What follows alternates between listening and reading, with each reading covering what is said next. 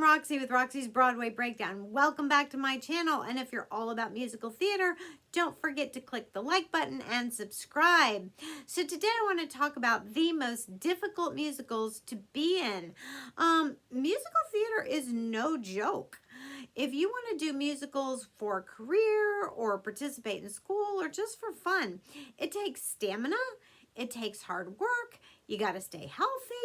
So I wanted to break down some of the most difficult musicals that I think, and this was really hard because when I tried to break down this list, I did musicals just for various reasons. Let's break this down. Any musical is hard to be in because you got to be singing and dancing for 2 hours. You got to race around backstage, be changing costumes, and whether you're a performer or in the crew, it's difficult. But these are the ones I thought maybe were some of the most difficult ones to participate in. So, number 9 and 10 on my list, I vacillated between these two. Les Mis and Miss Saigon. Les Mis deals with the French Revolution. Miss Saigon is the Vietnam War. They both have big characters. Miss Saigon is Kim and Chris, and for the two leads, they both have huge vocals.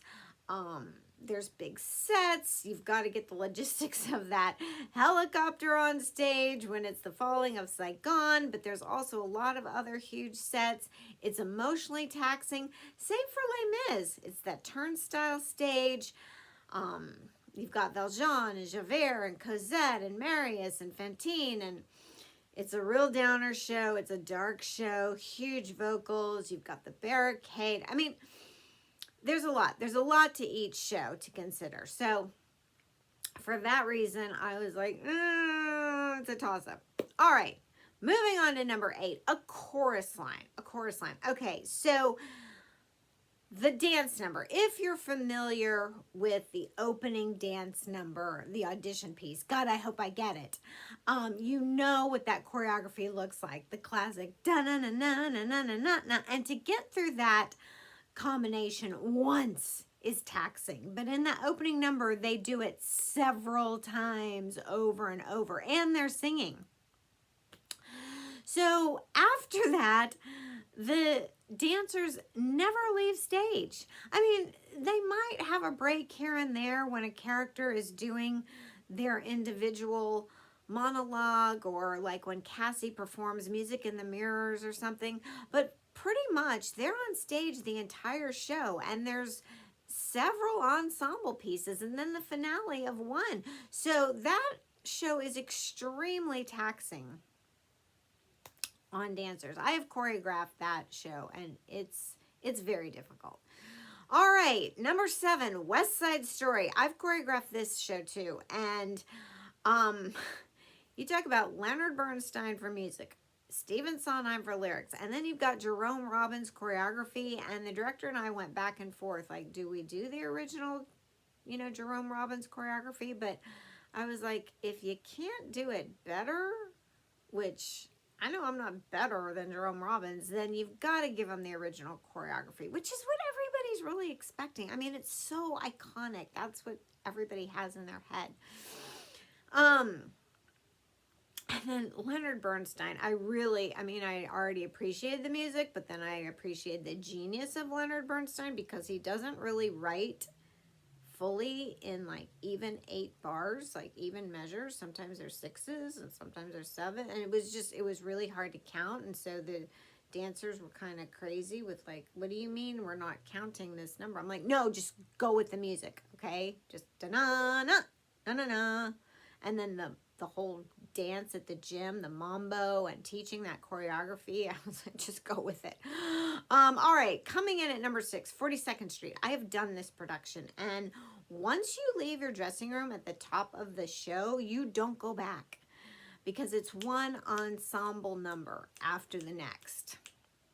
You open with that big tap number, and then you leave stage, you go change, you come back on, you do a number, you leave stage, you go back on, you change costumes, you come back on. It's just a roller coaster of a show. It's a dancer's delight, but it's a really busy show. I loved 42nd Street.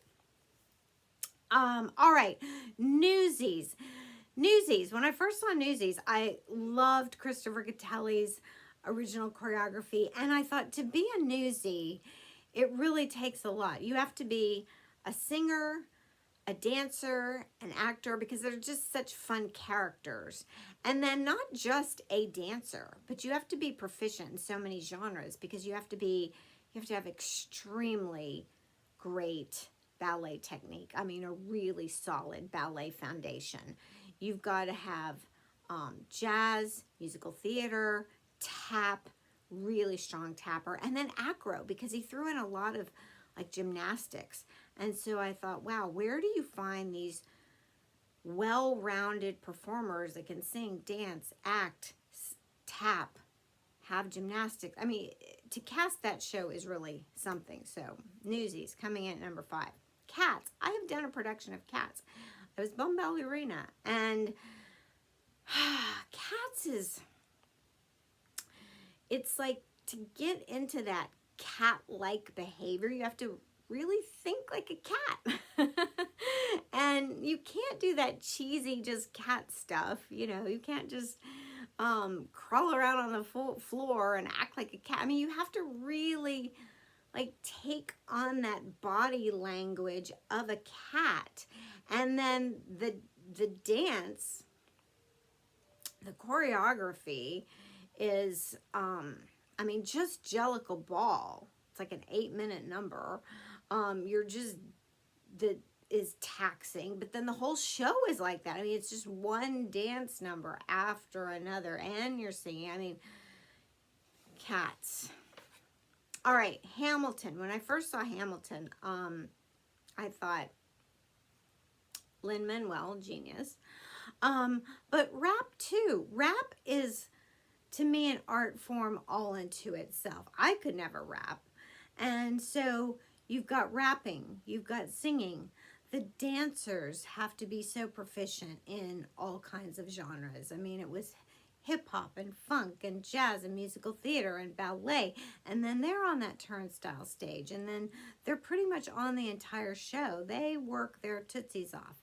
And not only are they dancing, but they're also responsible for like props coming on and off stage and some set changes. And I mean, they're just an all-purpose kind of background and just beautiful movement and styles. And I just was blown away by that show, as are most people. So Hamilton coming in at number 3. Number 2, Lion King. Lion King is just such a spectacle of a show. I love Lion King, but you've got those heavy animal costumes on. You've got to, again, master sort of the movement of animals. You've got to be good at puppetry. It's singing, dancing, such animation. It's just, Lion King is an incredible show. That's, I think, just a really difficult show. So much to it. Sets, just everything. Lots going on in Lion King. And number 1, when I first saw this show on Broadway, it was the only show I think I was really exhilarated and terrified in at the same time. I was like, wow, because every performer is a train car. And so they're singing, dancing, and they're wearing roller skates. So you've got to find that all-in-one perfect package in a performer, and it's rarely done. Rarely done. I don't think there's ever been a revival again on Broadway. They have done it in the West End. In fact, there is a revival coming this year in London. But they have, the theater was built out with these tracks above the audience, and they dance in their roller skates, but there's also these heats, which are the races. And so when they start racing around these tracks, they are going fast. And then there's this like bridge in the center, and the bridge like turns and comes down and twists and connects the tracks. And so when they're racing, you're thinking, is that bridge gonna make it? Like, is it gonna connect in time? And you're just like, oh my God, I would be terrified. Oh, I don't roller skate, but I would be terrified to be in that show.